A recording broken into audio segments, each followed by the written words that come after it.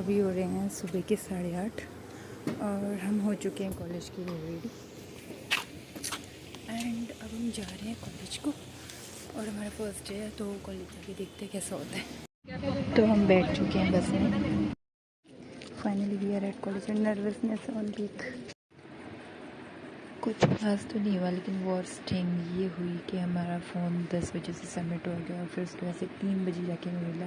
तो कुछ खास चीज़ें मैं रिकॉर्ड भी नहीं कर पाई कि क्या क्या हमने फ़ोन किया, कैसे रहा। बट हाँ, एक्सपीरियंस अच्छा था फर्स्ट डे का।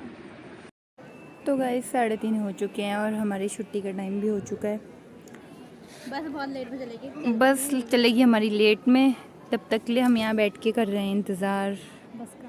बस का इंतज़ार नहीं, बस के जाने का इंतज़ार हो रहा है।